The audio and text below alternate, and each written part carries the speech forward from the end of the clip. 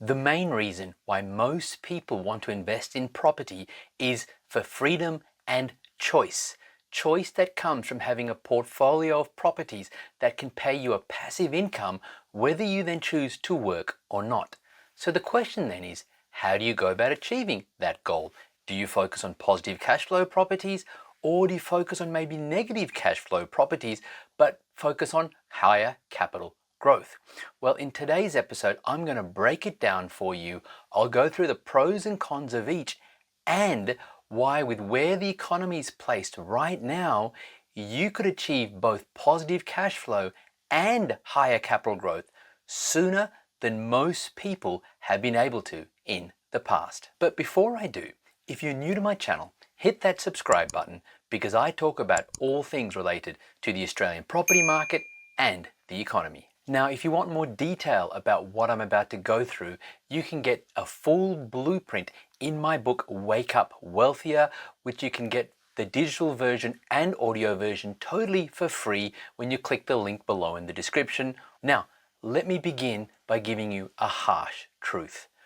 Property investing in Australia has never been a cash flow game. It's always been a capital growth game, at least initially. What do I mean by that? What I mean is that when buying property in Australia, it's rarely been the case where you can get positive cash flow from day one. Instead, you want to be focusing on capital growth. Now, I know we've had certain periods of time when there have been exceptions. For example, when interest rates were at 0.1% and say the Perth market, where you could buy properties for approximately $350,000 and they were giving you $450 a week or $500 a week in rent. And now those very same properties are selling for $600,000 or even $700,000. So those opportunities are very few and far between. Interest rates have only ever been that low once in our history in Australia, and that was just after the pandemic. Hopefully we never see interest rates go that low again, because that means that we have another similar situation to the pandemic. So generally speaking though, you have to make a choice in Australia. Do you go positive cash flow or do you go capital growth? What you'll see is that most investors have created wealth through property in Australia by focusing on capital growth first, not positive cash flow. Think about this for yourself. With right now, with where interest rates are and with where the economy is, where do you need to buy property in order to get positive cash flow? You'll be going to rural locations. I'm not talking large regional centers. No, I'm talking smaller rural towns where they may have a pub. They probably won't even have a local hospital. They won't have much infrastructure. There may be some surrounding projects, and so you might be getting positive cash flow. For example, certain smaller mining towns where they may have one or two mines, and so you might get positive cash flow in the short term. But then what happens if those mines close, if those projects close? People leave those areas, and what was once a positive cash flow investment becomes not just a negative cash flow investment, but it becomes an investment that you can't sell because nobody wants to buy a property in those smaller rural areas when you can't get positive cash flow. So in many ways, focusing on positive cash flow right now is actually much riskier than focusing on capital growth. Plus, let me ask you, what would make a bigger difference to your financial situation?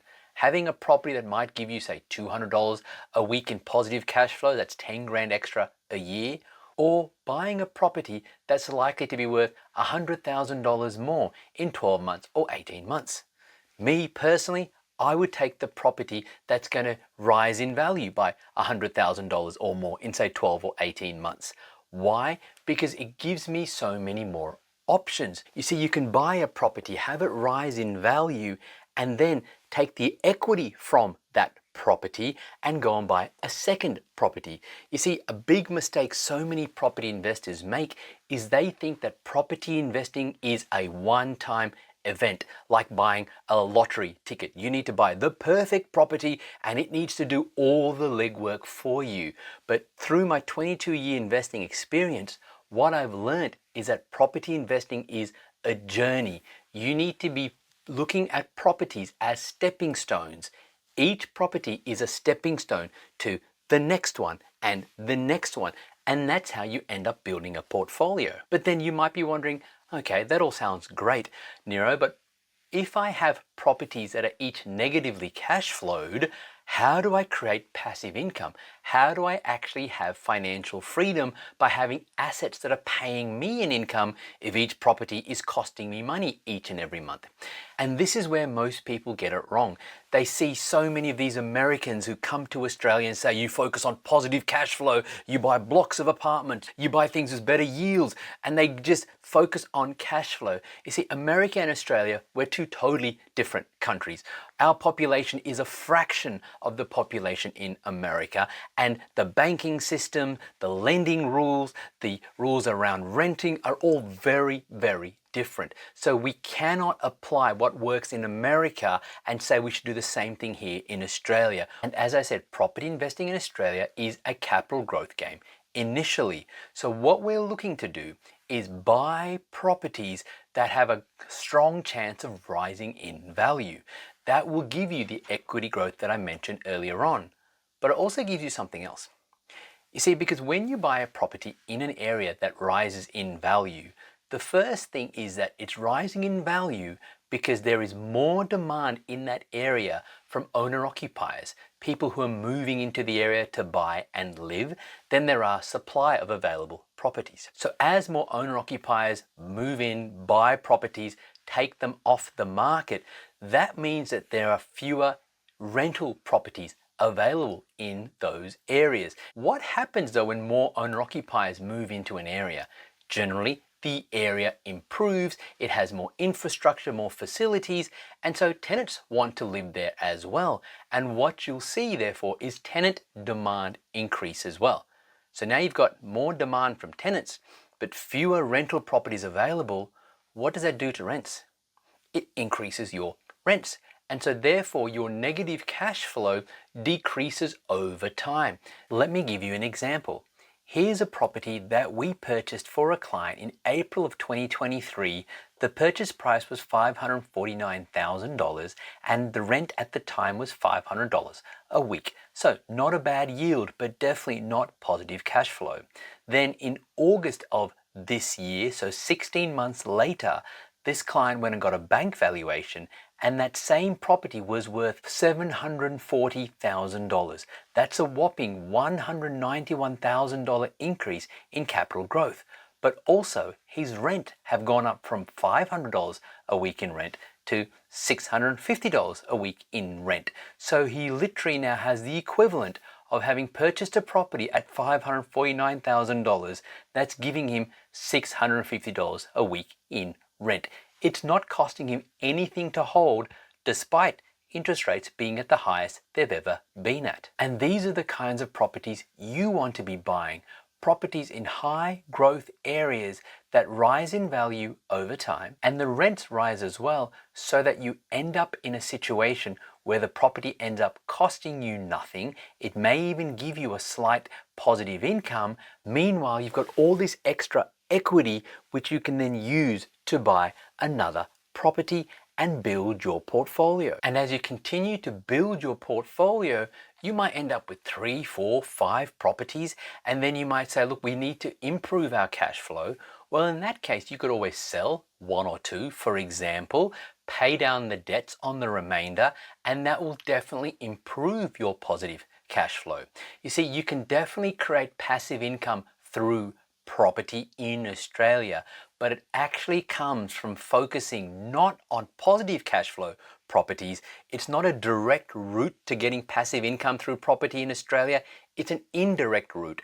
You focus instead on capital growth properties because that's what's going to give you that long-term financial security that you're looking for. So then let me make this practical. How do you start? The first step is you work out how much negative cash flow can you afford on a monthly basis. Is it $1,000 a month? Is it $2,000 a month? Whatever the case happens to be, you need to know what's comfortable for you. Then you need to then look at finding properties in high growth areas that matches that cash flow. I see a lot of people who tell me, Nero, I only want to buy property that's $400,000 or $600,000. And when I delve a bit deeper, it becomes very clear that that price point is actually quite arbitrary. It's because they're scared about what would happen if they can't get their property rented, they haven't done their cash flow numbers correctly, and they don't know what's actually affordable for them. For example, there are multiple areas around Australia where you could buy property for say $700,000, and the negative cash flow on that will actually be less than if you bought a property for $550,000. Plus, the capital growth prospects are likely to be better as well. So then what's more affordable, the $700,000 property or the $550,000 property? In this example, it would be the $700,000 property because affordability comes down to what it costs you on a month-by-month basis. So get clear on your cash flow first. Then work out, okay, well, what does that translate into in terms of what price point and rental returns you should be looking at? Then target areas where demand from owner-occupiers is higher than supply. Target areas where rental demand is higher than supply. Target areas where there's good economic diversity, strong jobs growth, and a growing economy. And then as your property rises in value, be ready to then take out the equity and rinse and repeat the process. Now here's why you could actually achieve positive cash flow and capital growth faster than many people have in the past. You see, interest rates right now are at the highest they've been at for over a decade. Yet inflation is starting to fall, and most lenders are expecting the RBA to cut rates from around February next year. Now, what will happen when interest rates fall? Two things. Number one, your cash flow improves very quickly.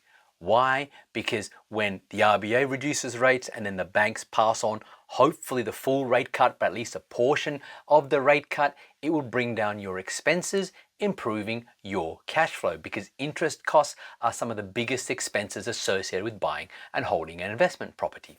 Secondly, though, what you'll find is that when interest rates fall, people's borrowing capacities increase. And as I've spoken about previously, we have a massive shortage of properties in multiple locations around Australia.